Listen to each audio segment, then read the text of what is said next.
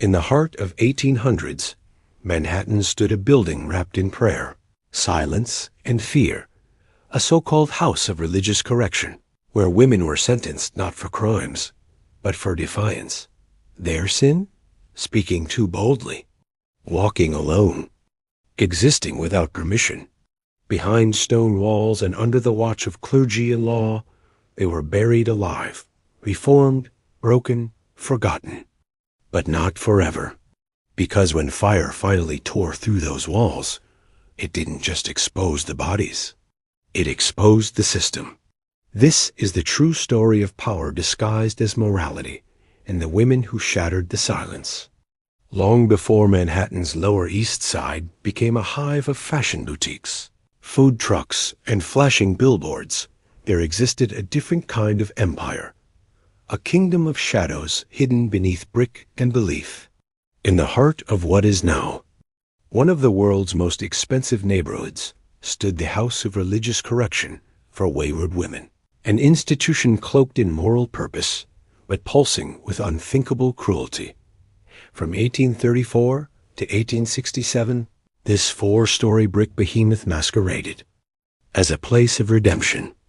In reality, it was a silent fortress of terror, run by a single bloodline, the Murphy family, whose methods would leave scars on the soul of American history. On paper, 456 women passed through its doors. Only 127 ever walked back out. The rest vanished behind the veil of correction. The building's foundation still sleeps beneath the modern city.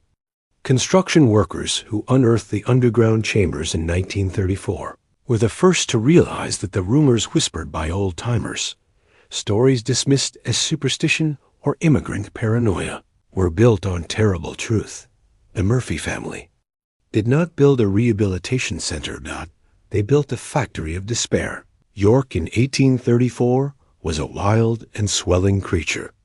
The population had just cracked 300,000, exploding with immigrants, sinners, saints, and strays. Tenement buildings stacked the poor like crates in a warehouse. The streets were loud with sermons and street vendors, revolution and revival. It was a time soaked in religious fervor, the country caught in the grip of the Second Great Awakening, a movement that stirred righteous hearts while blinding many to the horrors committed in the name of salvation. Patrick Murphy saw the chaos as a harvest. A towering Irishman with the rough hands of a jailer and eyes cold as January stone, he arrived in New York with a vision disguised as virtue. A former prison guard in County Cork, he carried with him not only the techniques of Ireland's most feared penitentiaries, but the ideological venom of institutional control. He had seen the minds of rebels and political prisoners broken in damp cells, and knew that obedience could be engineered. What he craved was power. Absolute, unchecked, sanctified power. And in this new land of holy revival and immigrant misery, he would find it. His wife, Kathleen Murphy, was no less committed. While Patrick was muscle and menace, she was cold calculation, the mask of maternal care stretched over a soul of sharpened steel. Her time as a Boston workhouse supervisor had taught her the fine art of mental dismantling. Too much force, she believed, would drive women mad and ruin them for service. Too little, and they might still hold on to hope. She believed true submission lived somewhere in between. The House of Religious Correction opened under a blue February sky in a repurposed textile factory on the edge of Manhattan. The city looked the other way. After all, it was a charity, a place for cleansing the city of its immoral women, prostitutes, drunkards, adulterers, and the merely disobedient, women who spoke out of turn, who flirted in public, who walked home alone after sunset. By 1835, the institution was already full. From the outside, it was a respectable place. Inside, it was a machine designed not just to control, but to erase. Bricked over windows allowed no sunlight. The few narrow, Slits that remained were meant not for illumination, but surveillance. Inside, the walls absorbed light and sound alike. Even the loudest scream dissolved into silence before it reached the city above. The interior was painted in oppressive colors, deep grays and reds, meant to drain joy and distort time. No clocks, no windows, no sense of morning or night. Disorientation was policy. Women lost their sense of hours, then days, then themselves. The Murphy operation wasn't limited to Patrick and Kathleen. Their twisted family tree was deeply rooted in every level of the institution. Shaw Murphy, Patrick's younger brother, served as the house chaplain. A failed seminary student with an unmatched intellect and a bitterness forged in rejection, Shaw brought theology as a weapon. His sermons, heavy with biblical condemnation, could shatter the will of even the most stubborn women. Shaw had not studied Scripture to save souls. He had studied it to dominate them. He quoted from the Old Testament with surgical cruelty, weaving verses into traps of guilt and shame. His understanding of confession, punishment, and redemption wasn't spiritual, it was strategic. Every tear, every shiver, every whispered amen was data to him. And he knew precisely when to press harder and when to promise mercy he'd never deliver. By the time the Murphys' eldest son, Thomas, joined the operation, the institution was already thriving, at least from a financial point of view. Thomas had failed in Boston's business world, but he returned with something far more valuable than money: connections. He knew which palms to grease, which judges liked their sermons fiery and their sins discreet. He mapped the veins of the city's corruption with the focus of a banker and the heart of a butcher. While Patrick broke bodies and Shaw broke spirits, Thomas broke laws with the grace of a Harvard graduate.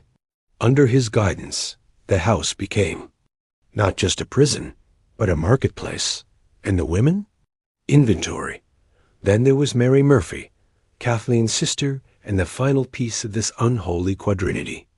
She had seen death up close, had lost her husband and 2 children to cholera, aboard the immigrant ship that brought her to America.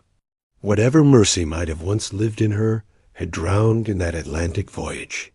What remained was a healer, turned tormentor, a woman who could set a bone or break it with equal skill. Her knowledge of herbs, surgery, and anatomy, born from desperation, not education, gave her power over the body in ways the others lacked. She knew how to keep a woman alive through the worst of things. And she did. The building itself was chosen with care. Located just far enough from polite society to escape scrutiny, yet close enough for its clientele to visit discreetly, it was ideal. Once a textile mill, it had been hollowed out and redesigned for secrecy. Thick wool insulation dampened even the loudest cries. Doors were unlabeled. Hallways led nowhere. Staircases spiraled into dead ends. Every feature was meant to confuse, disorient, and trap. And in the dark, the Murphy family built their legacy. A legacy not of salvation, but of subjugation. There was no thunderous collapse, no dramatic arrests, no torches and pitchforks, not at first. The Murphy family's empire didn't survive for over 3 decades through brute force alone. It endured because it was legal. Every lock turned, every cell closed, every scream smothered behind a hymn was sanctioned, filed, and, more often than not, encouraged by a network that stretched from the courtroom to the pulpit. This wasn't a prison hiding in plain sight. It was a cathedral of cruelty, wrapped in scripture and signed into law. By the early 1840s, the House of Religious Correction had gained a reputation among New York's moral reformers. Pamphlets circulated like gospel, each one filled with flowery praise about Christian redemption, spiritual renewal, and the sacred rehabilitation of fallen women. Judges handed down sentences with a clear conscience. Police officers made arrests with a wink and a nod. and the Murphy family smiled behind closed doors. Their business thriving. The genius of their operation lay in how convincingly it wore. Halo. They printed testimonials from allegedly reformed women, ghostwritten by the Murphys themselves. These accounts painted the house as a sanctuary, a place where prostitutes were cleansed, drunkards made sober, and adulteresses returned to virtue. Churches applauded their work. Politicians praised them for solving the city's female problem. And families, desperate to hide away a daughter who had embarrassed them, found the institution's doors all too welcoming. What the public never saw were the locks on the inside. New York's moral reform laws in the 1830s were vague and broad. Deliberately so. Any woman deemed morally compromised could be institutionalized, often without a trial or even formal charges. The definition of moral degeneracy was as elastic as it was dangerous. Being seen speaking to a man in public? Grounds for detention. A letter from a lover? Proof of licentiousness. Drinking wine at a funeral? Drunkenness. A woman who raised her voice or walked home alone could be labeled a deviant. Once inside, there were no hearings. No advocates, no clocks. Time disappeared with them. The Murphy family had studied these laws obsessively. Thomas, with his business, mind and political instincts, rewrote their charter with surgical precision, exploiting every loophole. Their facility was not a prison. Legally speaking, it was a private religious rehabilitation center. This gave them near absolute control over their residents. It also meant they didn't need to let anyone out. Ever. And the pipeline never ran dry. Feeding it was a web of corruption stretching into every layer of the city's moral machinery. Judges, police captains, prosecutors, and even pastors all played their roles, whether through willful blindness or deliberate participation. Judge Hamilton Prescott was among the most reliable cogs in the machine. To the public, he was a paragon of virtue, a Presbyterian elder who spoke frequently about women's moral decay and the need for firm correction. But inside his chambers, he passed sentence after sentence to the House of Religious Correction, often based on little more than whispers or innuendo. Women were dispatched for standing too close to a man, dancing in public, or failing to produce a husband's written permission to be outdoors. And Prescott didn't just send them, he monitored them. He received detailed reports, handwritten by the Murphys, on the progress of the women he had condemned. Sometimes he requested private sessions to oversee their spiritual guidance himself. These appointments were not part of any official docket.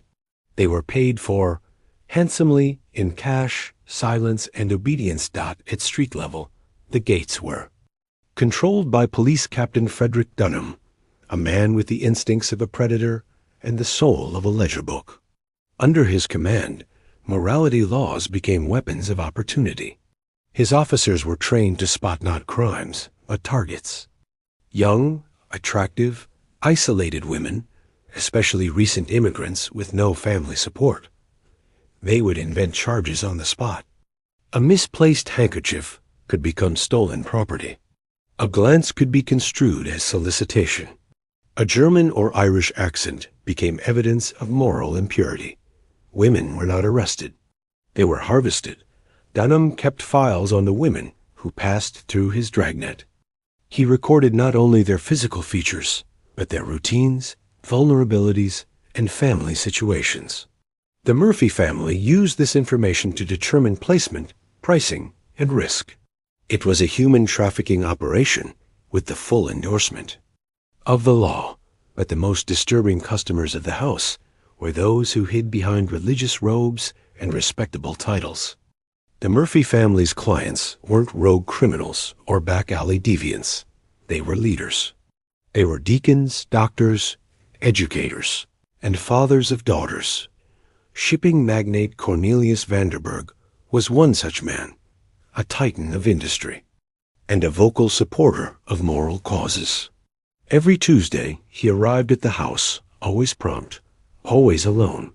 Officially, he came to counsel the new women in their spiritual journey. Unofficially, his preferences were known and accommodated. He liked them quiet. He liked them confused. And he liked them afraid. Dr. Elias Whitfield, a prominent member of the city's health board, performed the initial examinations. He determined which women were fit for what types of service. His real job, however, was containment, ensuring that infections contracted inside the walls didn't reach the outside world, especially not the paying customers. Diseases were documented, but not treated. Infected women were removed from rotation, labeled unfit, and often left to die in the lower chambers. Reverend Josiah Hartford may have been the most grotesque betrayal of all. The spiritual leader of one of Manhattan's largest Methodist congregations, he publicly decried the sins of women while privately supplying the Murphys with fresh victims. Young girls who came to him for guidance were labeled in need of correction and funneled into the house with a forged moral diagnosis to his congregation. He was a prophet to the women. He was a gatekeeper to hell, even the organizations supposedly designed to protect vulnerable women had been infiltrated. Mary Murphy, ever the opportunist, sat on the board of the Ladies' Moral Reform Society. In public, she was a fierce advocate for women's rescue and welfare. In private, she was a recruiter. She scanned the ranks of the desperate, noting who lacked connections or financial support. Those were the easiest to disappear. She invited them for assessments and placement assistance, then funneled them directly into the house's ledger books. What made it all work was the illusion. The Murphy family didn't wear masks. They wore smiles. They didn't hide their horrors in the dark. They dressed them in Sunday best and sang hymns over them. Their evil didn't knock on the door. It welcomed you inside. The house of religious correction wasn't merely protected by the system. It was part of it. A symbiotic creature fed by law, religion, fear, and silence. Every woman who entered its walls stepped off the edge of the known world. No lawyer could reach her. No brother could find her. No prayers could rescue her. She was no longer a person. She was inventory. And the Murphy family's list kept growing.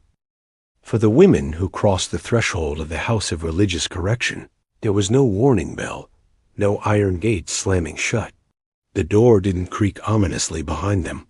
It whispered closed, soft as a coffin lid. But from that moment forward, they had entered a place not of salvation, but of systematic disassembly. Brick by brick, thought by thought, the women who walked in were taken apart. What remained afterward wasn't a person. It was property. The process began in a room few ever spoke of, a place the Murphy family had the gall to call the purification chamber. It wasn't marked with a sign. It needed no introduction. The very air seemed to recoil from it. A narrow, windowless space sunk deep into the basement, lit by a single oil lamp that hissed like it was ashamed to burn. It was here that each new arrival underwent the Murphys described as medical cleansing and spiritual preparation. The women were stripped, not just of their clothes, but of their personhood. Mary Murphy, clad in starched white as if playing the part of an angelic nurse, led the examination. She was methodical, clinical, and utterly detached. Her hands did not shake. Her voice did not waver. She did not touch. She documented height, hair, eye color, skin tone, scars, birthmarks, hip width, dental condition, age guessed to the month, signs of previous childbirth or sexual activity. Everything was measured and recorded in files kept behind lock and key. These dossiers weren't for treatment. They were for sale. This wasn't healthcare. It was inventory assessment. After the physical came the spiritual, stripping Shaw Murphy's specialty. The women, often still trembling from the violation of the exam, were brought into a separate chamber where Shaw waited with a book of scripture, a black-bound journal, and a gaze that made even the hardest heart quake. This was no sermon. This was dissection. He called it a spiritual evaluation, but it was more akin to interrogation.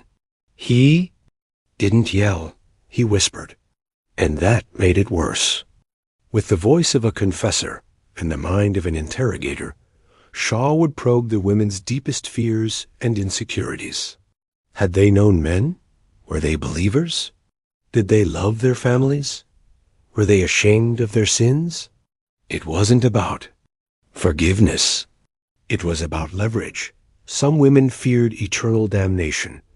Shaw fed them visions of hell. Others clung to the hope of seeing their children again. He made their release conditional on perfect obedience. For those who had no faith, he offered false kindness, a promise of respect, if only they behaved. He wasn't trying to understand them. He was mining them. Once assessed and filed, the women were assigned numbers. Names were stripped away, along with their belongings. Everything they arrived with, letters, trinkets, rings, handkerchiefs, was thrown into a roaring fire in the courtyard, a bonfire of former selves. This ceremony, presided over by Patrick Murphy himself, was presented as symbolic purification. Today, he would intone, you cast off the sinful flesh and rise as a new creation in the eyes of God. The irony was deliberate. The Murphy family wanted the women to feel like lambs led to slaughter. It made them easier to herd. From then on, they answered only to the numbers sewn onto their uniforms. If they resisted or used their real names, punishment was swift and merciless. Isolation, starvation, or worse, they no longer existed outside the house. They were reborn as ghosts. The building's design reinforced the psychological attack. Corridors curved in illogical patterns. Staircases stopped at blank walls. Room numbers were intentionally mismatched. There was no sunlight, no schedule, no natural rhythm. The internal clocks of the women, their sense of morning and night, their awareness of time passing, began to erode. This wasn't mismanagement. It was by design. Confusion was the first step to control. A woman who didn't know what day it was would eventually forget who she had been. Daily life followed a punishing rhythm. At 4 a.m., the bells rang, not to greet a new day, but to begin another cycle of obedience. The women were herded into the chapel, where Shaw Murphy led mandatory confession sessions. Kneeling on hard stone, they were ordered to confess imagined sins, whispering apologies for being temptresses, for leading men astray, for being born into flesh instead of spirit. The women who resisted confession were made to kneel longer. The ones who wept were rewarded with less punishment. Shaw watched them all closely. He took notes. After 2 hours of spiritual breaking, breakfast was served, if it could be called that. Gruel made from rotting oats. Bread so stale it had to be soaked in water to chew.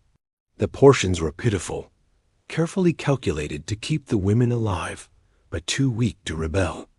Hunger was a tool. It dulled the spirit and distracted the mind. A starved woman could not plot escape.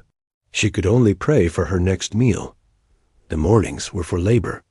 The women ran laundries for local hotels, sewed garments for retail shops, and manufactured small household goods for pennies on the dollar, all of which lined the Murphy family's pockets.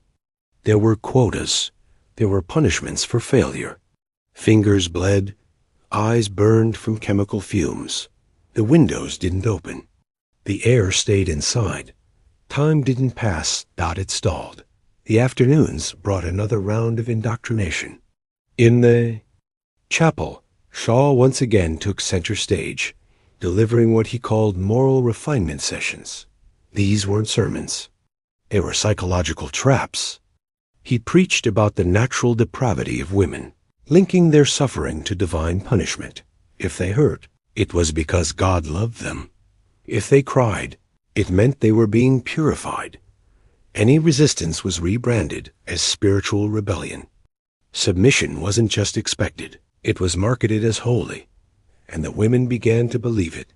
That was the point, but it was the evenings that exposed the darkest face of the house dot as the sun fell beyond the city's edge, though the women inside wouldn't know it. Private guidance sessions began. The Murphy family claimed these were one-on-one meetings with benefactors offering moral support. But behind locked doors, in rooms with padded walls and no names, the institution's real commerce took place. Clients, priests, politicians, merchants, husbands arrived to counsel the inmates. The women were dressed, posed, and delivered like products. Some clients preferred silence. Others wanted resistance. A few requested specific backgrounds: former school teachers, musicians, immigrants. The house had them all, and if they didn't, they knew where to find them. The women were told this was all part of redemption, that their suffering was a gift to God, that enduring such trials proved their virtue. Shaw quoted scripture as they cried, "Blessed are the meek." He would murmur, and the door would close behind them. To the outside world, the House of Religious Correction was a charitable outpost of decency, a sanctuary for cleansing sin from the city's women. But behind its sanctimonious facade, the building was a fully functioning economic engine. Sleek, discreet, and disturbingly efficient, Patrick Murphy didn't just imprison women. He converted them into labor, currency, and favor. And with Thomas Murphy's cold-blooded business sense, the house evolved from a chamber of cruelty into a corporation of misery. Sin was profitable. And the Murphy family had mastered the zoo market. Thomas had seen failure before. His failed shipping venture in Boston had humbled him, but not broken him. If anything, it sharpened his senses. He returned to New York armed with a Harvard education and a cynic's understanding of capitalism. He knew the rules of power: diversify, insulate, and hide behind a cause. The House of Religious Correction didn't just survive under his leadership, it thrived. Thomas implemented a meticulous record-keeping system. 3 sets of books ran parallel to one another. The first, clean and public, showed modest income from donations, charitable grants, and small-scale vocational work by reformed women. These books were occasionally shared with city officials and moral reform societies, offering a look into what appeared to be a modest nonprofit. The second ledger, hidden from public view but shared with key collaborators, listed protection payments, bribery payouts, and political contributions. It mapped out the city's veins of corruption like a subway system. Every name, every amount, every date. And then there was the third ledger, the one no one was meant to find, hidden behind a false wall in Thomas's office. This book was his true masterpiece. It chronicled, in surgical detail, the real earnings of the Murphy Empire, euphemistically referred to as moral guidance services. Each entry bore initials, client codes, service types, preferences, and prices. The numbers were staggering. In modern currency, their operation pulled in millions annually. Clients were organized into tiers. Basic members, typically lower-level officials, shopkeepers, and clergymen, gained access to group sessions where multiple women were paraded through staged religious confessions. These sessions were designed to humiliate, performed for the moral titillation of the audience under the guise of spiritual reformation. Premium members, wealthier clients with political clout, enjoyed private access. They could request specific women, monitor their progress, and even design custom rehabilitation plans. Some paid extra for themed rituals, reenactments of biblical punishments, ceremonial cleansings, or forgiveness scenes where the abuser posed as a redeemer. But it was the platinum clients who held the darkest privileges.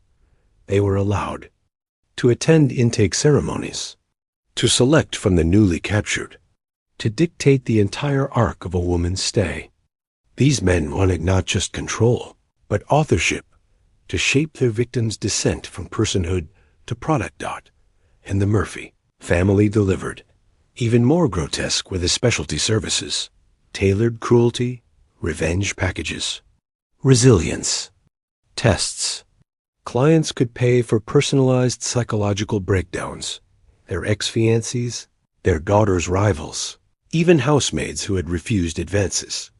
One man reportedly paid to simulate a woman's arrest, confession, and redemption, all staged within a single week. Before disposing of her entirely. It wasn't enough to dominate. They wanted to write the narrative. But the exploitation didn't stop with in-house services. Kathleen Murphy, ever the strategist, saw potential far beyond the building's walls. She formed partnerships with local factories, laundries, and wealthy households. The reformed women, conditioned by trauma and fear, were leased out as domestic servants and factory workers. They were praised for being obedient, quiet, tireless. No one asked why. No one wanted to know what they'd been through to become. That way, these placements generated additional streams of income while creating a powerful illusion that the house was successfully rehabilitating women and returning them to society. The truth was far crueler. They were being distributed. Thomas, with his banking connections and talent for laundering, ensured the operation's longevity. He funneled profits through legitimate businesses: textile mills, real estate, shipping lines. Merchants Bank of New York accepted his deposits without question, investing the funds into respectable ventures. This financial camouflage did more than clean their money. It gave the Murphys leverage, influence in high places, immunity from scrutiny. No one wanted to investigate the golden goose. And there was one final, horrifying branch of this operation: the breeding program. Though never named as such in the ledgers, the coded language was chillingly clear. When a woman became pregnant, either through rape or systematic abuse, she was moved to the attic wing, a forgotten realm of crying infants and locked doors. Some children were sold to childless couples under the label of orphans, rescued through Christian charity. Others were raised inside the house, taught to see the Murphy family as divine saviors. These children grew up knowing only submission. Some became servants. Others, with time, became tormentors themselves. Mary Murphy managed this wing with the same detached calculation she brought to her surgeries. Her records, written in tight, cold script, documented every menstrual cycle, pregnancy, and miscarriage. She used herbal concoctions to induce abortions when necessary, or to preserve pregnancies that might yield profit. Every child was either a commodity or a tool. There were no exceptions. The Murphy family had created not just a business, but an ecosystem, a complete, self-sustaining cycle of suffering. Women were captured, processed, broken, and sold, physically, emotionally, and spiritually. Their labor funded the expansion of the enterprise. Their silence fueled its longevity. Their children provided new product lines, all of it hidden beneath hymns and sermons, all of it endorsed by the very institutions that claimed to protect morality. If anyone ever questioned the numbers, if a lawmaker noticed missing women, or a journalist asked about unusual court patterns, the Murphys had answers ready: testimonials, photos, clean ledgers, rehabilitated women smiling awkwardly beside crosses. And if all else failed, they had influence. Judges owed them favors. Priests blessed their work. Police officers looked the other way. The house didn't fear exposure. It feared apathy far more, and was rarely disappointed. By the time the public began to whisper suspicions, the house had grown into something too large, too intricate, and too entwined with the city's own reflection to dismantle easily. Thomas Murphy had transformed suffering into strategy, pain into policy. It wasn't just about punishment anymore. It was about power. And power, when sanctified by religion and shielded by wealth, was nearly untouchable.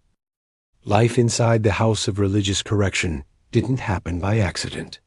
Every moment, from sunrise prayers to midnight punishments, was a piece in a larger machine, crafted with one purpose: to erase resistance. The women weren't just imprisoned. They were rewritten. This was not chaos. This was ritualized control. And it began the moment their bare feet touched the floor, each morning dot, at precisely 4 a.m. A bell rang, sharp and jarring, echoing through the lightless corridors like the cry of a vulture. Sleep was not just ended, it was shattered. The women were given exactly 5 minutes to rise, wash, and assemble in the chapel. Those who moved too slowly were punished. Those who moved too fast were accused of pride, that it was a ritual designed not to awaken, but to remind, you are not free. And the chapel, that hollow, echoing chamber of obedience, was the stage for the first degradation of the day. Shaw Murphy presided over confession hour, a daily pageant of broken wills. Women knelt on cold stone for as long as he wished, often trembling from exhaustion, hunger, or fear. They were required to confess to sins they hadn't committed, to weep for lusts they'd never felt, to apologize for temptations they hadn't understood. Shaw's genius wasn't in punishment. It was in convincing his victims to accuse themselves. "Sign is in your blood," he'd whisper. "You must spill it out through confession." He took notes on each performance, quietly grading their responses like a schoolmaster evaluating compositions. A tear at the wrong moment, a hesitation. In speech, an inappropriate inflection. All could trigger another round of punishment. There were no correct answers, only deeper humiliation. After the ritual came breakfast, a meal in name only. Spoiled oats, bread scraped with mold, and gray water that passed for broth. The portions were small by design, carefully calculated to keep a woman breathing, but never strong. The Murphy family understood the mathematics of starvation. A malnourished body weakens the mind. A starving spirit clings to its captors for survival. And desperation makes obedience look like virtue. By mid-morning, the women were too tired to fight, too dizzy to think, too hungry to dream. Exactly where the Murphys wanted them. Work began immediately after. Each woman was assigned a role: laundry, sewing, manufacturing, or janitorial. The house contracted with dozens of businesses across the city, hotels, clothing stores, and factories, all eager to pay bottom dollar for silent, uncomplaining labor. From the outside, these women looked like saints in training. But in truth, they were slaves hidden behind scripture. The sewing rooms were thick with dust and sweat.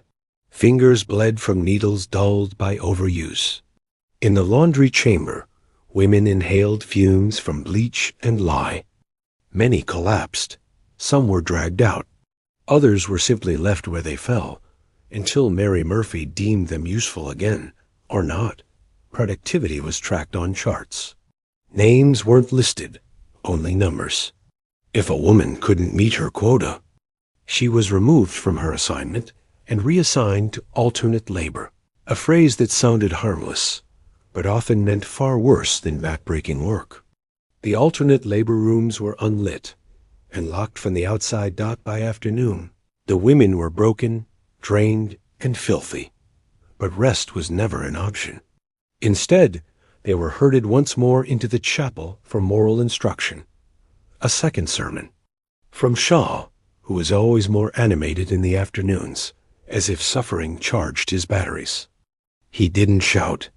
He whispered his condemnations, using silence like a scalpel. "God has not forsaken you," he would say. "You are forsaking him with your stubborn hearts."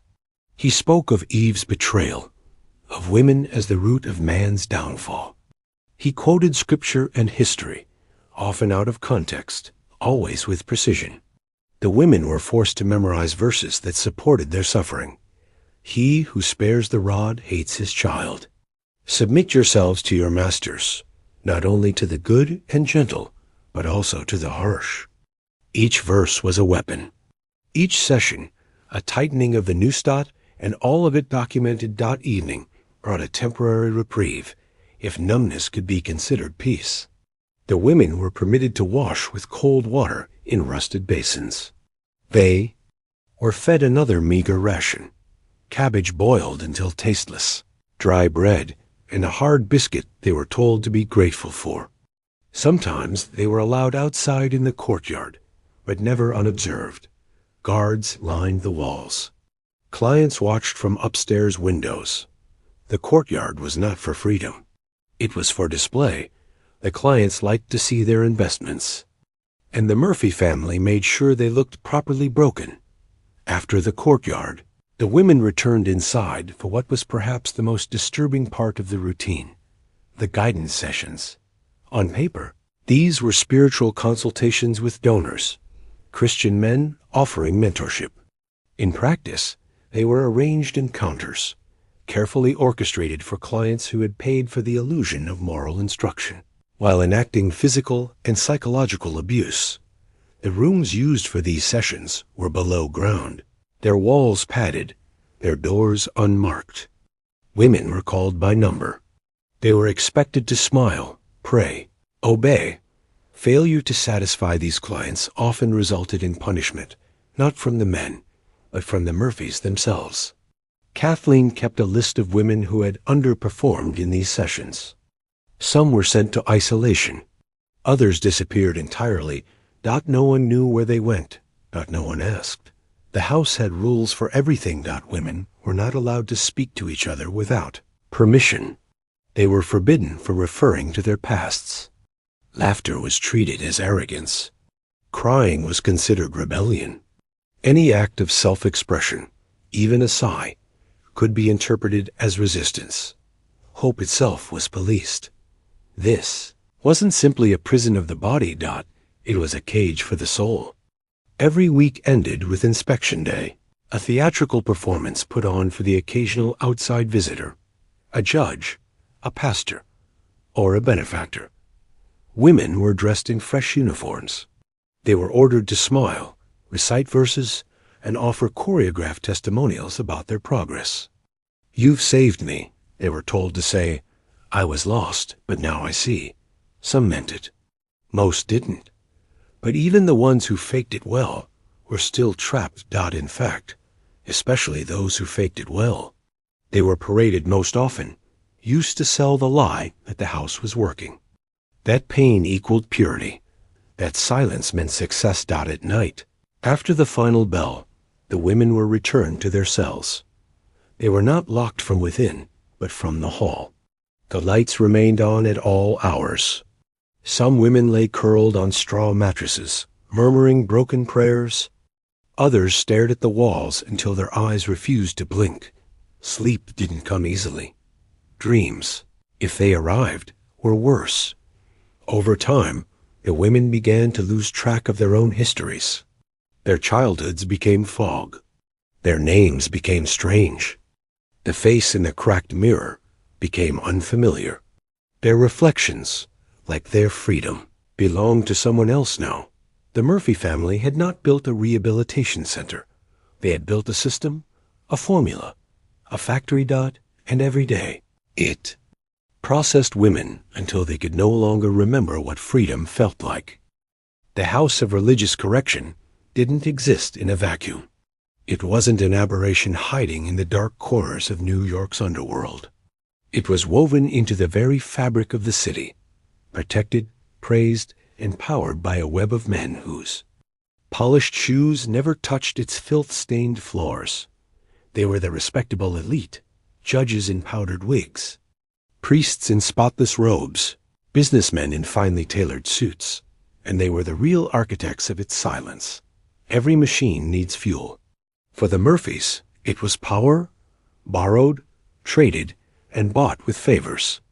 But the machine also needed protection, and that came from the very people tasked with upholding the law and shepherding souls. At the heart of this was Judge Hamilton Prescott, Manhattan's loudest voice for moral reform.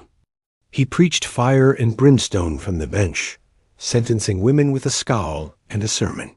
To the public, he was a crusader against sin. Behind closed doors, he was one of the Murphy family's most devout clients.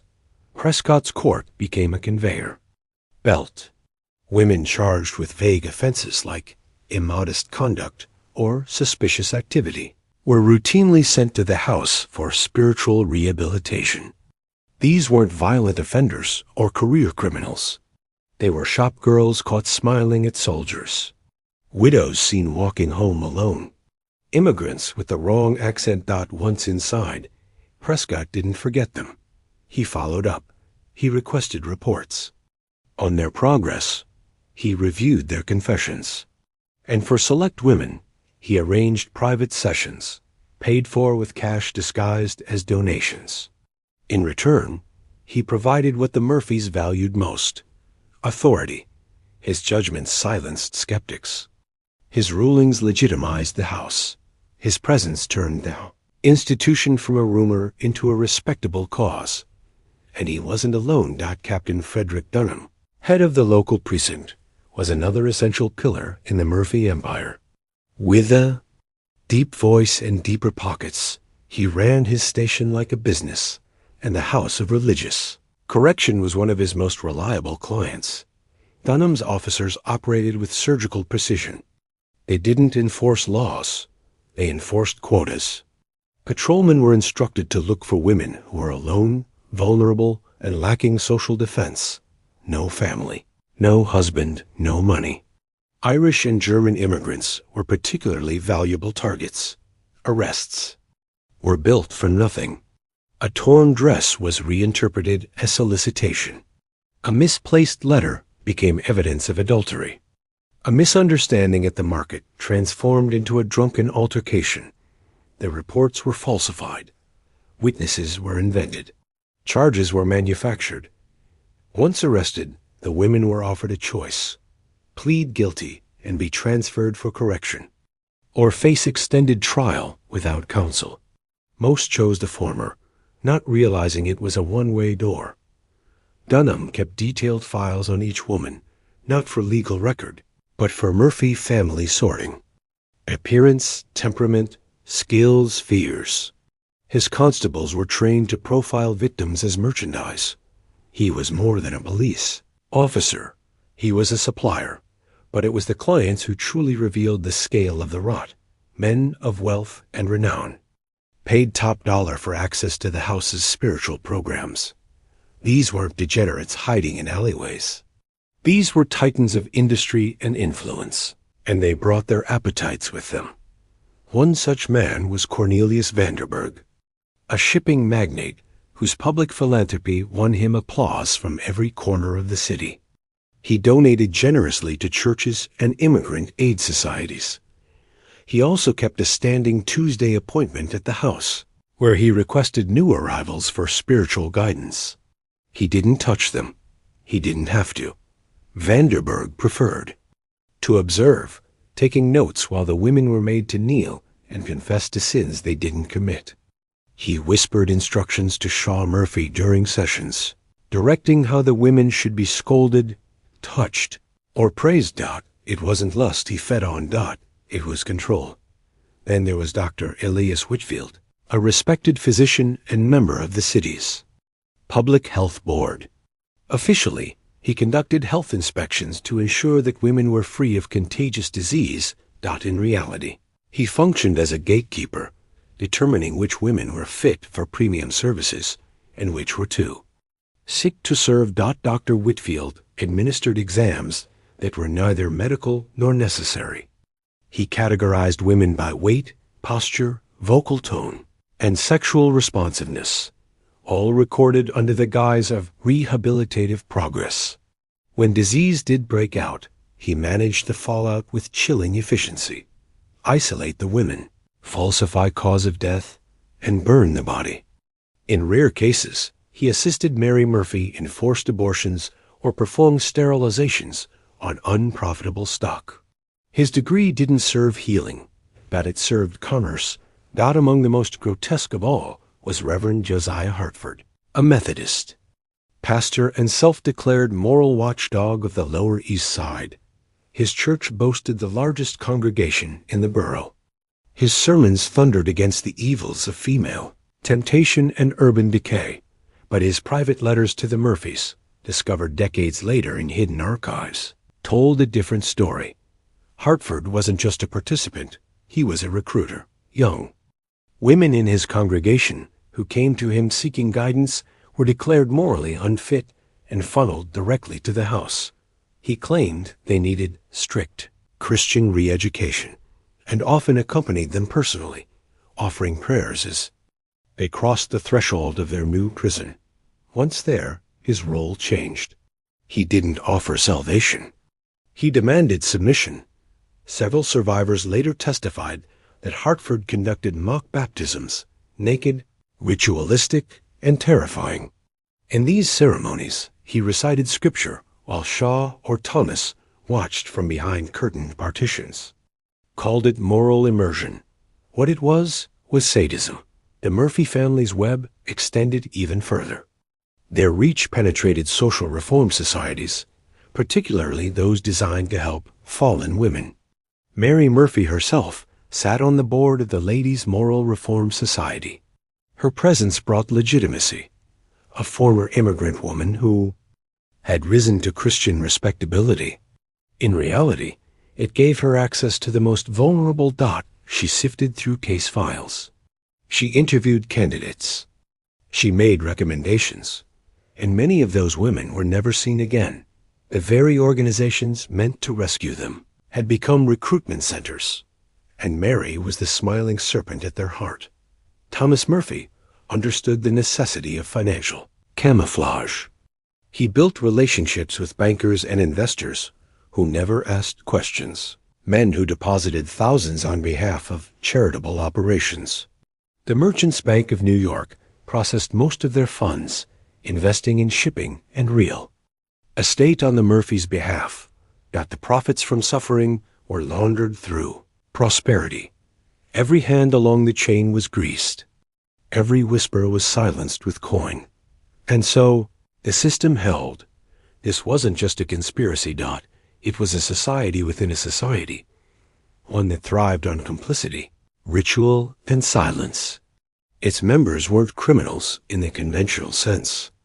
They were fathers, husbands, church leaders, and public servants. Their crimes were collars and badges. Their sins were dressed in black robes and white gloves. And for 3 decades, no one stopped them, because no one wanted to stop them. For 33 years, the House of Religious Correction stood unshaken. It operated not like a building, but like a myth, a place whispered about but rarely questioned, its horrors protected by law, silence, and the very people sworn to uphold justice. But in the fall of 1866, the silence cracked. It began with a name, Margaret O'Sullivan, and a man who refused to look away. Detective James Flanagan wasn't born to be a hero. He didn't carry a badge out of righteousness or a desire to reform the city. He was a practical man, Irish, weathered, and tired of chasing pickpockets through crowded markets. But Margaret was different. She wasn't just another face on a missing persons list. She was his niece. Margaret O'Sullivan was 23, a seamstress by trade and fiercely independent in a world that punished women for precisely that. Her troubles began not with a crime, but a tragedy. After the sudden death of her fiancé, she was arrested walking home from his wake, alone, past curfew, and with alcohol on her breath. It was enough. She was charged with public intoxication and improper conduct, and sentenced without trial to the House of Religious Correction.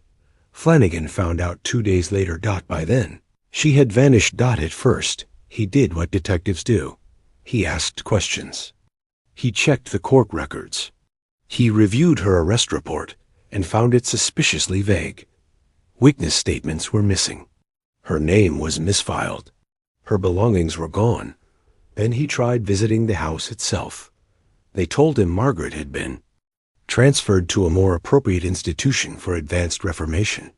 But no such facility existed. No records, no address, no trail. Just the echo of a lie. And in that moment, Flanagan did something dangerous. He kept digging. What he found was a pattern. Too many missing women, too many sudden transfers. Court. Records from the past 2 decades were riddled with similar cases. Immigrant women, domestic workers, girls with no family or influence, all funneled through Judge Prescott's courtroom, all placed in the House of Religious Correction.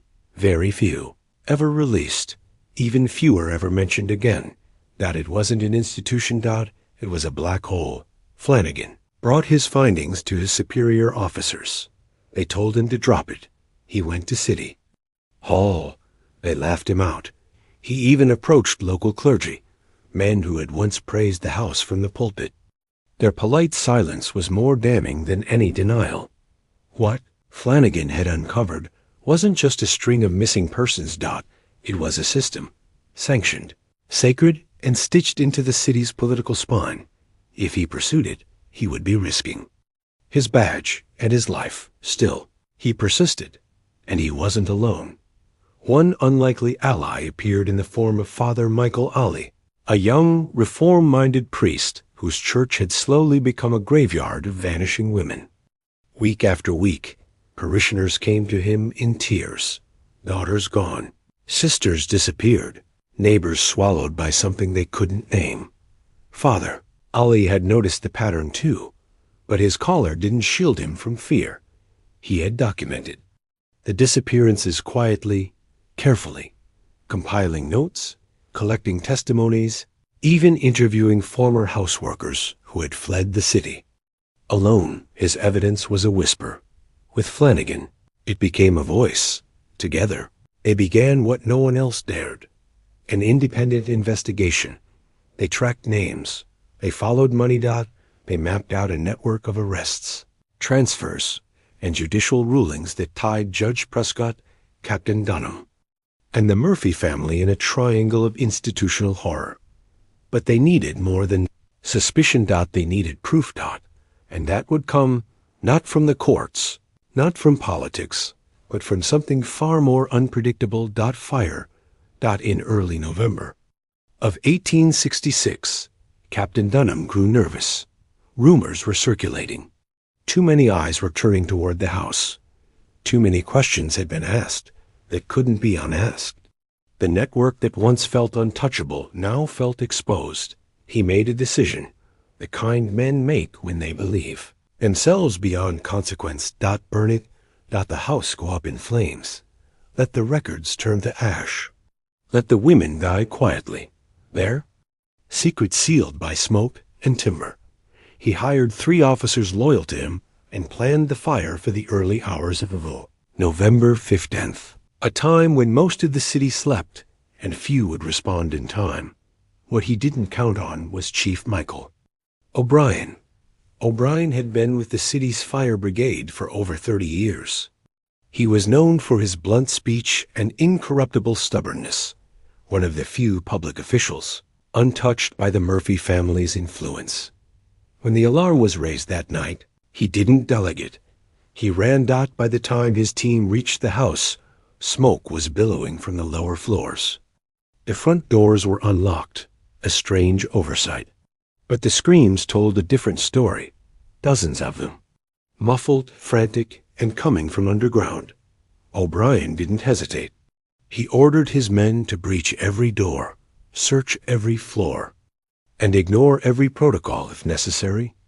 What they found beneath the building defied explanation. There were chambers, hidden rooms not listed on any blueprints.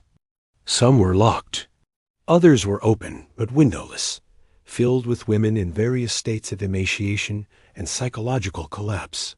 Many were chained to walls. Others lay curled in corners, unresponsive, as if the fire hadn't reached them, because they had already burned out from the inside. Some screamed at the sight of rescuers. Others simply stared. These weren't criminals. These were survivors, and their condition told a story louder than any confession. Meanwhile, in the upper halls, chaos reigned. Thomas Murphy was seen tossing ledgers into the flames, trying desperately to destroy the paper trail he had so meticulously built. Witnesses later described him as wild-eyed, covered in soot, shouting orders to no one in particular. Shaw Murphy tried escaping through a hidden tunnel that connected the house to a nearby church. He was caught mid-flight, dragging a suitcase filled with documents and cash, but it was Mary Murphy whose actions chilled even the firemen. In the basement medical room, she was found calmly administering poison to injured women, those too weak to escape. When asked why, she said softly, "They know too much. They can't be allowed to talk." And she truly believed she was being merciful. By dawn, the house still smoldered. But the city was awake. News of the fire and the horror within spread through Manhattan faster than the flames ever had. Papers scrambled to report what officials wouldn't confirm. Citizens gathered outside the charred remains, demanding answers. The Murphy family's myth of moral redemption had been reduced to blackened timber and broken chains. And the silence? It was broken. By the morning of November 16th, 1866, the fire had been extinguished. But the damage had only just begun. The House of Religious Correction, once cloaked in moral reverence, now stood as a blackened husk in the heart of Manhattan. Its walls charred, its secrets exposed, and its victims weeping in the daylight for the first time in years. The screams that had been muffled by stone and sanctimony had spilled into the streets, and for the first time the city was forced to listen. What burned that night was more than a building. It was the illusion. The New York Herald was the first to report the story in print. At first, the editors hesitated. Even tabloid writers had whispered uneasily about the Murphy family in private for years, unsure where rumor ended and liability began. But the testimony from firemen and the undeniable facts, dozens of women rescued, hidden rooms uncovered, clients fleeing through underground tunnels, made caution impossible. By mid-morning, the city's major newspapers had descended on the site like vultures on a battlefield. Samuel Jennings, a veteran crime reporter for the Herald, became the voice of the unraveling. He had a knack for connecting dots others missed, and he had sources that trusted him, survivors, nurses, a few firemen who couldn't sleep after what they'd seen. Jennings didn't just report what happened. He revealed what had been hidden. Within days, his columns read like serialized horror fiction, except every word was true. He published survivor testimonies, exposed client names, and with chilling detail, described the underground rooms filled with chains, blood-stained ledgers, and ceremonial robes used during so-called spiritual cleansings. The city was horrified and captivated. New York had a scandal, yes, but this was something else entirely, a moral reckoning. The backlash hit like a tidal wave. Judge Hamilton Prescott, long considered untouchable, was found dead in his chambers just hours before an arrest. Warrant was issued. The note he left behind was equal parts confession and eulogy, a 14-page document that names names, detailed bribes, and justified his actions as the burden of moral authority. The Tribune published the note in full. Readers wept. Others vomited. It was the first time many realized how deep the rot ran. Captain Frederick Dunham tried to flee the city. He was arrested at the harbor with a suitcase filled with cash, false papers, and an itemized list of payments received from the Murphy family over the previous 10 years. He didn't pretend innocence. Under interrogation, he sang like a hymn book, providing names, dates, and intimate details of the network's operations. He even offered investigators directions to 3 hidden graves beneath the house's former courtyard, claiming they contained women who resisted too well. His honesty was not a virtue. It was desperation. The Murphy family, meanwhile, had scattered like roaches from a lit room, Patrick Murphy was found buried under a collapsed beam in the house's lower level. At first, it appeared he had died in the fire. But the coroner's report told a different story. Blunt force trauma to the skull, inconsistent with falling debris. He had been killed, likely by one of his victims in the chaos. A final act of vengeance as the institution burned. Investigators never determined who struck the blow. Some said it was divine justice. Kathleen Murphy vanished entirely. Despite a massive manhunt stretching across multiple states and even Europe, she was never found. Some believed she escaped to California under a false name. Others claimed she had taken her own life and was buried in an unmarked grave. But survivors whispered something else, that she hadn't died. She had simply become someone else. And if she had changed identities once, she could do it again. Shaw. Murphy, the twisted theologian, was captured 3 days after the fire, hiding in a monastery upstate. He claimed to be a victim of anti-Catholic persecution, a misunderstood clergyman, falsely accused by hysterical women. But the evidence was overwhelming. Documents seized from his personal study detailed years of psychological profiling, mock, spiritual rituals, and experimental punishment methods adapted from Spanish Inquisition manuals. Some of the entries were chillingly casual. Subject 12 responds poorly to isolation. Recommend alternating shame and warmth to accelerate surrender. Subject 43 remains defiant after 17 days without light. Consider sensory overload to induce breakdown. Shaw didn't confess. He explained, as if his theology was being critiqued, not condemned. But the most critical arrest was that of Thomas Murphy.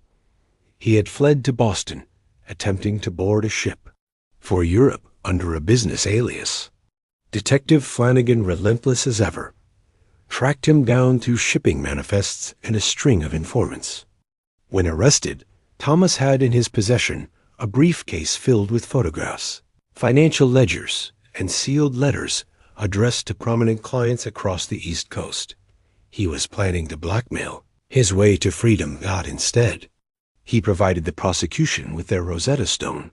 Inside the briefcase were documents outlining every facet of the Murphy operation: client rosters, financial transactions, property ownerships, and contracts with outside businesses, even coded.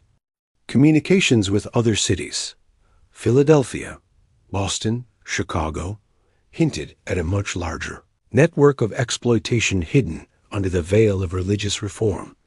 Investigators called it the Archive of Atrocity. Historians still use that name today. Perhaps the most disturbing capture was Mary Murphy. She was found inside the house, sitting amid the bodies of women too injured to flee the fire.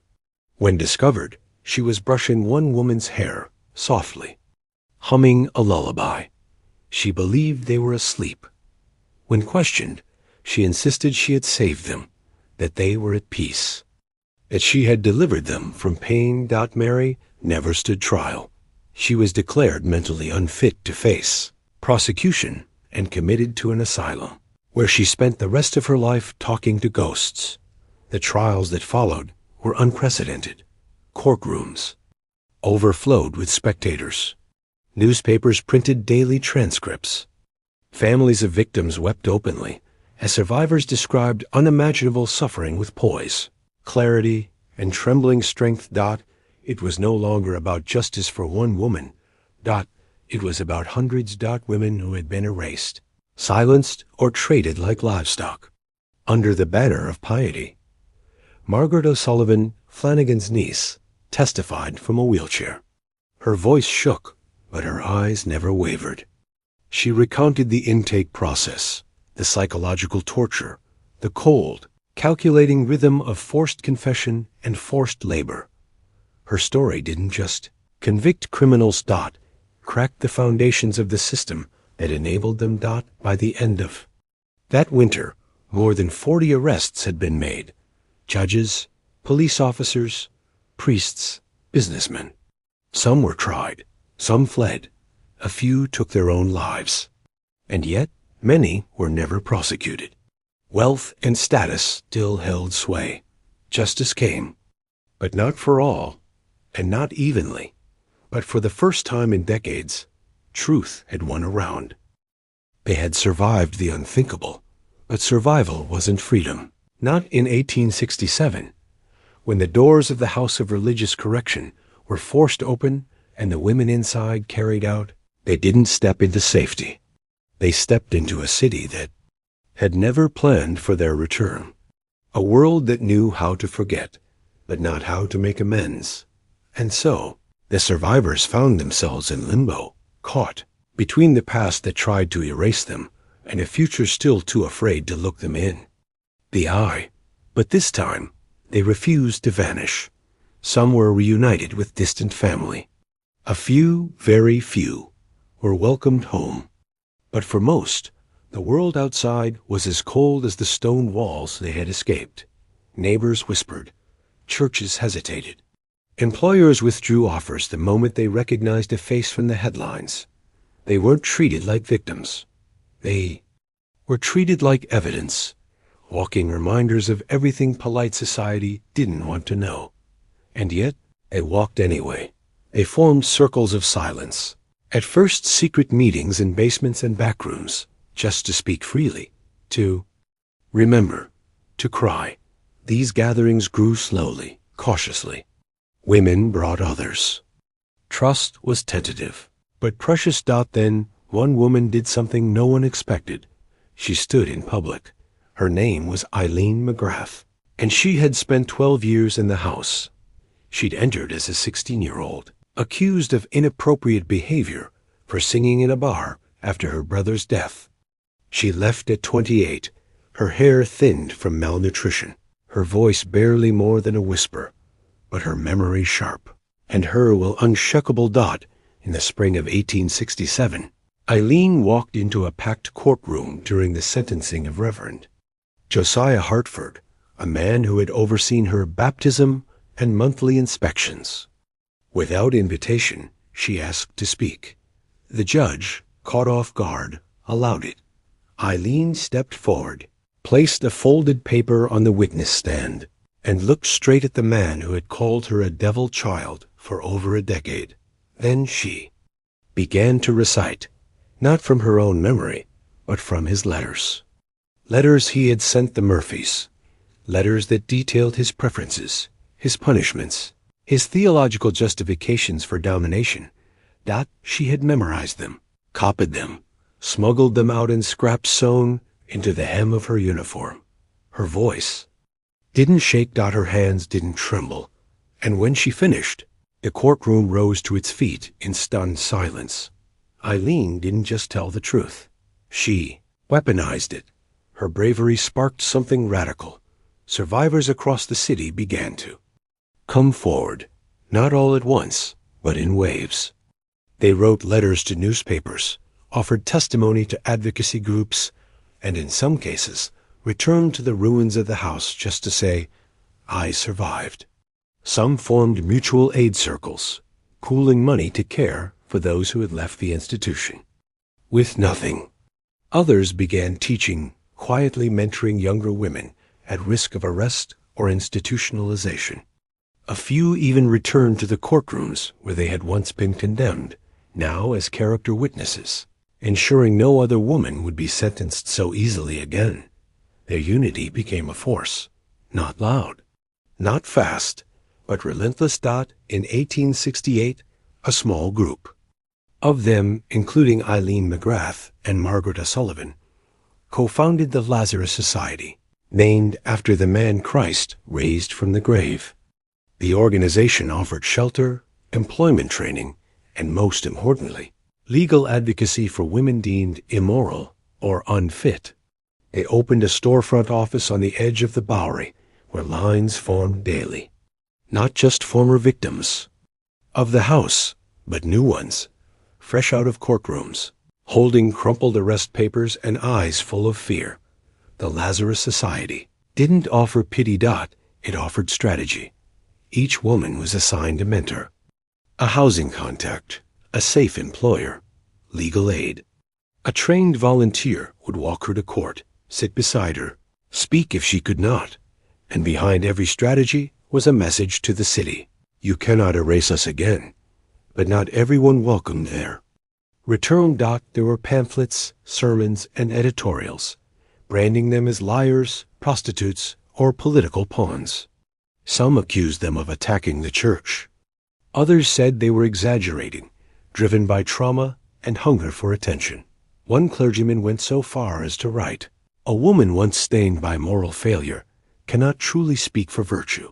She may walk in daylight, but her shadow remains in darkness." He never named Eileen McGrath, but everyone knew. She responded with a public letter, printed in the Herald. "I have been in darkness, yes, but not my own. Yours. I walked through your shadows and came out speaking your language. If that makes you afraid, then good. It means you're listening." The Lazarus Society began pushing for legal reform. In 1870, they petitioned the state to abolish the immoral conduct charge, the legal umbrella that had condemned so many women to forced incarceration. They testified before panels, backed by sympathetic lawyers and journalists who had followed the case. They brought records, survivor statements, even death certificates of women who had died nameless inside the house. The vote was close, but it passed. The law that had destroyed thousands of lives was struck down. It was not redemption, but it was a start. By the mid-1870s, the Murphy name was no longer spoken with respect. It became shorthand for abuse wrapped in scripture. A warning. The House of Murphy, people called it now. A place mothers mentioned when their daughters stayed out too late. A ghost story with footnotes and court transcripts. But the women who lived through it refused to let it remain myth. They gave lectures. They wrote essays. They published memoirs, the first of which, My Name Was Never Mary Magdalene, became a minor success in 1874, written under a pseudonym by one of the youngest. Survivors. In its opening pages, she wrote, "They told me my name was Sin, but my name was Anna, and now the world will know it." Not every woman rebuilt her life. Some never recovered. Others disappeared into cities far away, hoping anonymity might offer what justice couldn't. Trauma left its fingerprints. Some bore them quietly. Others lived in pain, but the Lazarus women never judged them for it. They simply left the door open. In 1882, on the anniversary of the house fire, a small bronze plaque was installed where the building once stood, paid for by private donations. And survivors' children, it bore no imagery, just words. Here stood a house where women were buried alive by those who called it mercy. They are not forgotten. Their voices are now our own. It was defaced 5 times in the first year, and replaced 5 times more. The house had burned, but its survivors? They rose, not as martyrs, but as witnesses. Proof that pain could speak, and that the world would, eventually, be forced to listen. The fire that consumed the House of Religious Correction didn't stop burning at its smoldering ruins on Manhattan's Lower East Side. Its smoke rose high, carried by headlines, courtroom testimony, and the unrelenting voices of survivors.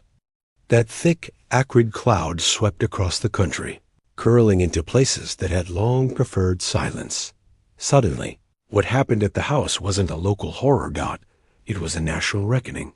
And for the first time, Americans were forced to ask an unthinkable question: how many other houses were still standing? By 1868, newspapers from Boston to St. Louis were conducting their own investigations into institutions bearing holy names and unholy secrets. The language had changed. Moral reform homes, women's refuges, correctional sanctuaries. But the structure remained the same: religious authority, legal protection, and women who disappeared inside, never to be heard from again. Some cities reacted swiftly, slamming their doors shut. Others resisted, insisting their local institutions were models of virtue. But as more women came forward, inspired by the Lazarus Society, armed with the language of survival, the veil continued to lift. This wasn't just a Manhattan problem. It was an American tradition. In Philadelphia, a former nun named Sister, Agatha Byrne, published a 92-page expose on the St. Michael's Home for Redeemed Women, where she had worked under a vow of silence for 14 years. She described a system nearly identical to the Murphy regime: mandatory confessions, unpaid labor, denial of medical care, and routine visits from high-level donors. Her memoir, Walls of God, Doors of Pain, became a bestseller, and within months, St. Michael's was raided, its head clergy arrested. In Chicago, a Methodist-run facility was found to have buried over 60 unidentified women in unmarked graves behind its property. The local bishop dismissed the allegations as emotional hysteria. A year later, his name appeared in ledgers retrieved from the Manhattan House ruins. The dominoes kept falling. Washington, Baltimore, Charleston, New Orleans. Every major city had at least one such institution, and most had several. The public's appetite for righteousness had long hidden these places in plain sight, allowing churches, politicians, and business leaders to justify cruelty as character-building. But now the public had witnesses, and they weren't asking anymore. They were demanding. Congress, at first, tried to ignore it. Most legislators were wary of appearing anti-religion or challenging charities with powerful donors. But the evidence became too large, too loud, especially after the Lazarus Society published a nationwide survey in 1871, documenting over 1,100 cases of wrongful incarceration in the past decade alone. The survey, titled In the Name of Virtue, named names. It showed receipts. It mapped money. And it forced action. That same year, Representative Charles Keating of Massachusetts introduced the Women's Institutional Oversight Act, proposing federal inspection requirements, independent watchdog boards, and funding penalties for organizations engaging in involuntary incarceration. It was revolutionary, and it barely passed. Only after days of testimony from survivors, some of whom had never spoken publicly before, did the bill scrape through the House. The Senate followed narrowly. President Ulysses S. Grant signed it into law on October 18, 1871. For the first time in American history, women's shelters and correctional homes were held legally accountable. It wasn't the end, but it was a beginning. Meanwhile, the ripple effect transformed local activism. Dozens of survivor-led organizations sprang up, many modeled after the Lazarus Society, some run from church basements, others from saloons and boarding houses.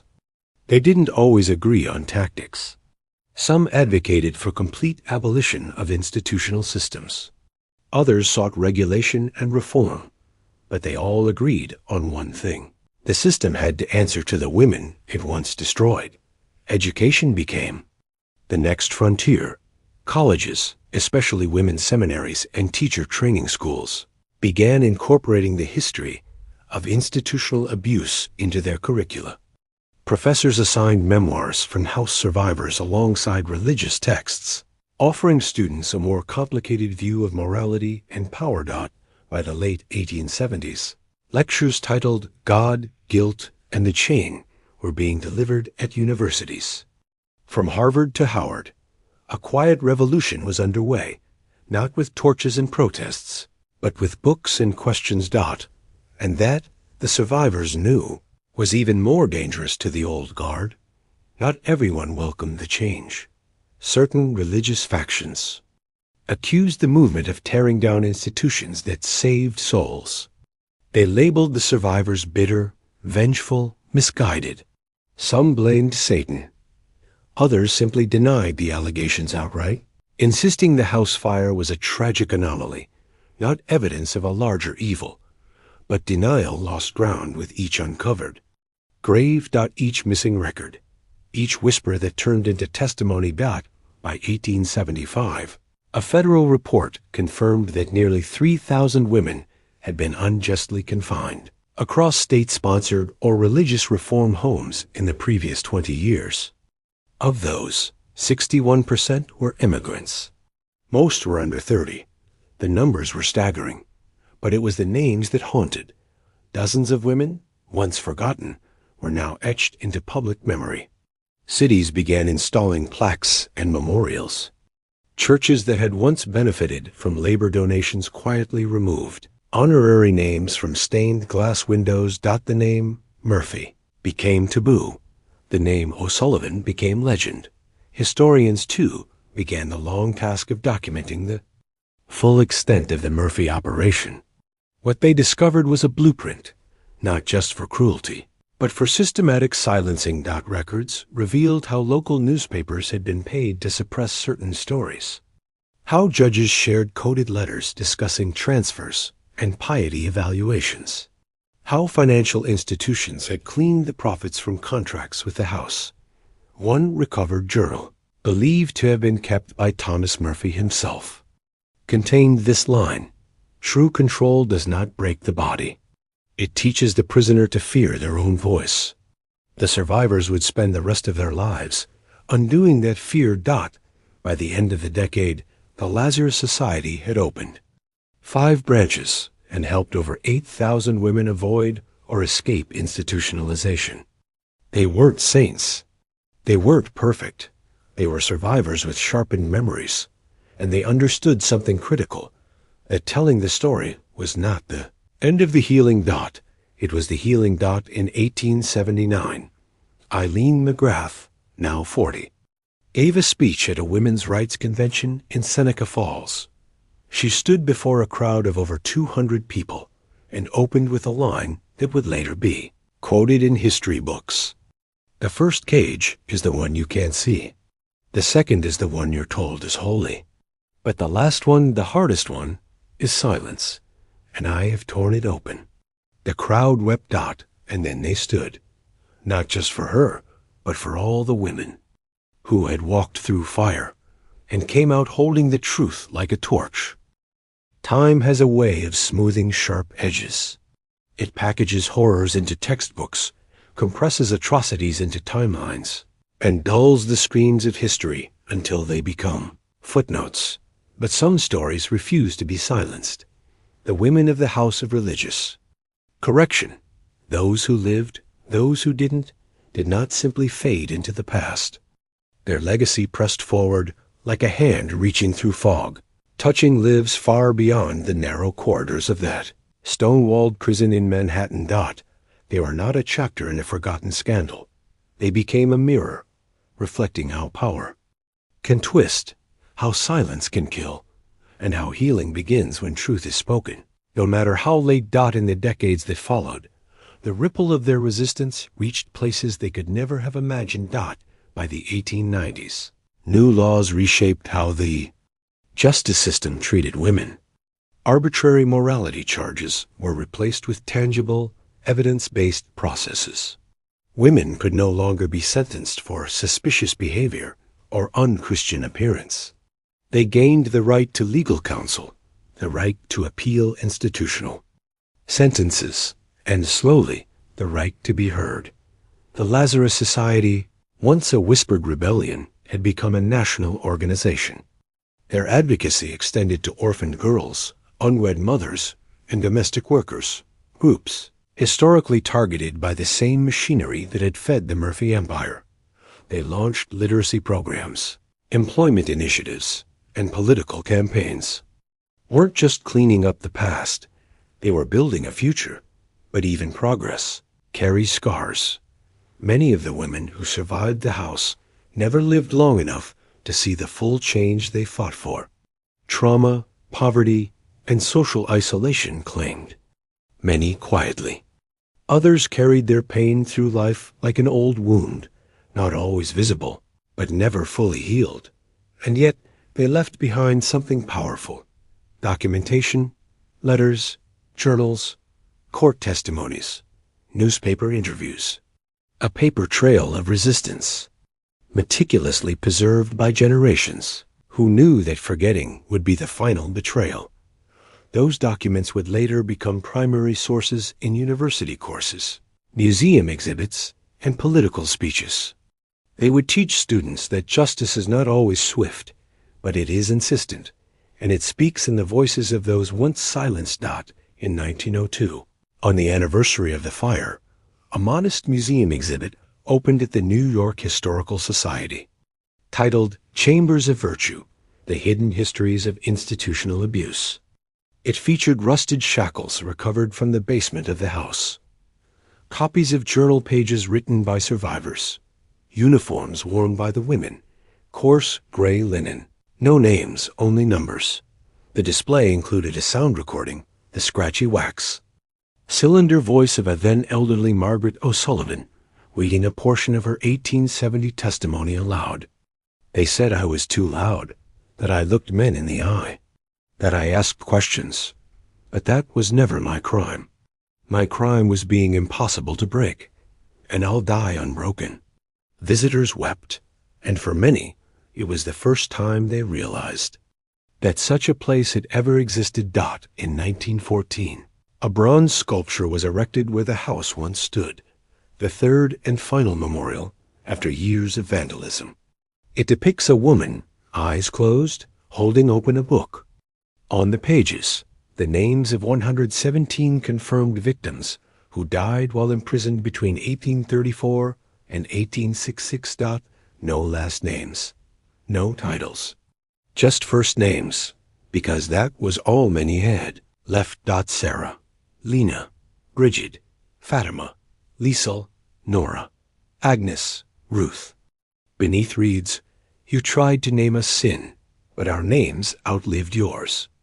Every year, on November 15th, people gather at the statue in silence, not out of ceremony, but remembrance.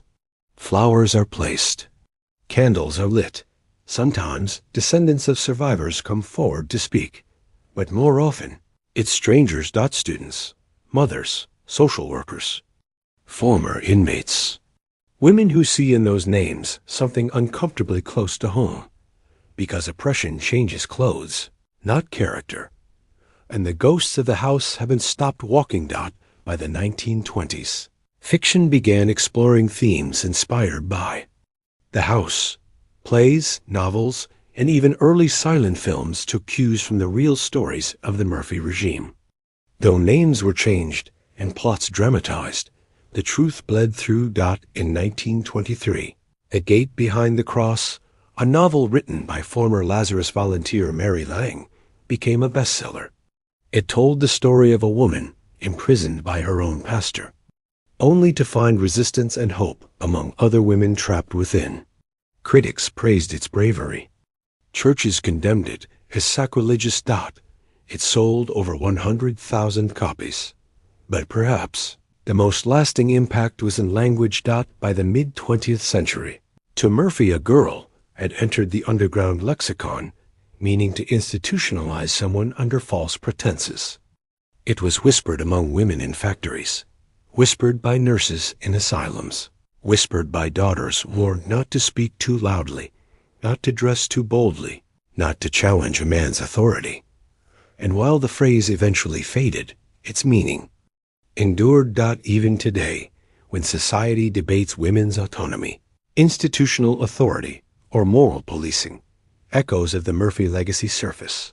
Modern activists studying prison reform, gender-based violence, and legal injustice often cite the house as a case study, not of history, but of pattern, because the machinery might be digital now. The uniforms replaced with lab coats or laptops. But the mindset? It lingers. In 1999, historian Dr. Isabella Kwan published The House That Shame Built, a definitive account of the Murphy Institution based on decades of survivor records, court transcripts, and newly uncovered financial ledgers. In the introduction, she wrote, "This isn't the story of a single house or even a single era. It is the story of what happens when we let power disguise itself as virtue, and what it takes to pull the mask off, again and again, and again. Today, in public schools across New York, there are units on institutional abuse. High schoolers. Read excerpts from Eileen McGrath's letters. College students debate the ethical implications of faith-based incarceration systems. And every so often, someone visits the small bronze statue on Bowery Street, a mother and daughter, a historian, a curious tourist. They look at the names. Some recognize none. Some recognize too many. But all leave with the same realization, that justice is never passive, and that survival, when it is loud, when it is documented, when it refuses shame, is the most powerful form of resistance.